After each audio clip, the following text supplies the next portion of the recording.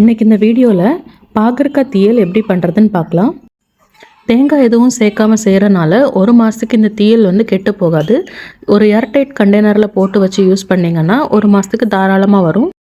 ஹாஸ்டலில் இருக்கிற பசங்களுக்கு நம்ம ஊறுகாலாம் செஞ்சு கொடுத்து விடுற மாதிரி கொடுத்து விட்டால் ஃப்ரிட்ஜில் வச்சா ஒரு மாதத்துக்கு கெட்டு போகாமல் அப்படியே இருக்கும். குழம்பு எதுவும் இல்லைன்னா அவசரத்துக்கு கண்டிப்பாக இதை ரைஸ் கூட மிக்ஸ் பண்ணி சாப்பிட்டா ரொம்ப டேஸ்டியாக இருக்கும். இப்போ இதை எப்படி செய்கிறதுன்னு பார்த்துடலாம். இன்றைக்கி இதுக்கு 2 பாகற்காய் எடுத்திருக்கேன். இந்த மாதிரி 2 மீடியம் சைஸ் பாகற்காய், 2 பாகற்காய்க்கு 2 தக்காளி, 2 பெரிய வெங்காயம். இது குக்கரில் தான் செய்ய போகிறோம். குக்கர் அடுப்பில் வச்சுட்டு ஒரு 2லேருந்து 3 டேபிள் ஸ்பூன் எண்ணெய் ஆட் பண்ணிடலாம். எண்ணெய் சூடாயிருச்சு. இப்போ இதில் 1 டீஸ்பூன் கடுகு, கொஞ்சமாக கருவேப்பிலை, 2 பெரிய வெங்காயம் பொடி பொடியாக நறுக்கி அதையும் சேர்த்துடலாம்.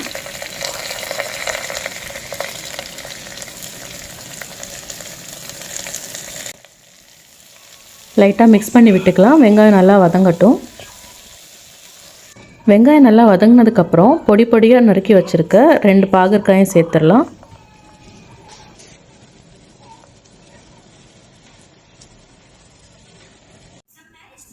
நல்லா ஒரு 2 நிமிஷம் கிளறி விட்டுட்டு இந்த பாகற்காய் வேகிற வரைக்கும் கொஞ்சம் நேரம் சிம்மில் வச்சு வேக வச்சிடலாம். பாகற்காய் ஓரளவுக்கு வெந்துருச்சு. இப்போ இதில் கட் பண்ணி வச்சுருக்க 2 தக்காளி சேர்த்துடலாம்.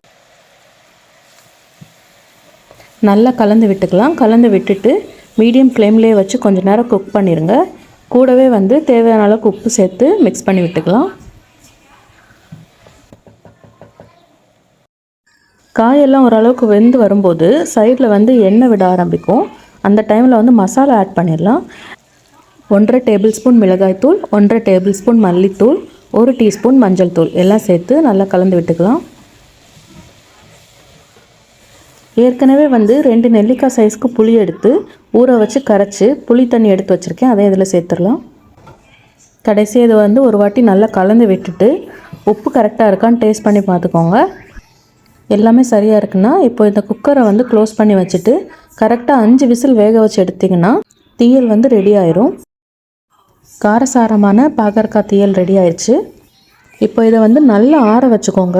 சூடோடு நம்ம ஃப்ரிட்ஜில் எடுத்து வைக்கக்கூடாது. நல்லா ஆற விட்டுக்கோங்க. நல்லா ஆறினதுக்கப்புறம் ஒரு ஏர்டைட் கண்டெய்னரில் போட்டு ஃப்ரிட்ஜில் ஸ்டோர் பண்ணி வச்சுட்டு சாப்பிட்றப்ப எவ்வளோ தேவையோ அதை மட்டும் ஒரு ஸ்பூன் எடுத்து நம்ம வெளியில் எடுத்து வச்சுக்கணும். ஃப்ரிட்ஜிலேருந்து நம்ம யூஸ் பண்ணுற ஸ்பூன் ஈரம் இருக்கக்கூடாது. ஈரம் இருந்துச்சுன்னா கண்டிப்பாக இது சீக்கிரமாக கெட்டு போயிடும். இந்த மாதிரி சிம்பிள், ஈஸி அண்ட் யூஸ்ஃபுல் ரெசிபீஸ்க்கு நம்ம சேனலை மறக்காமல் சப்ஸ்கிரைப் பண்ணி வச்சுக்கோங்க. தேங்க்ஸ் ஃபார் வாட்சிங்.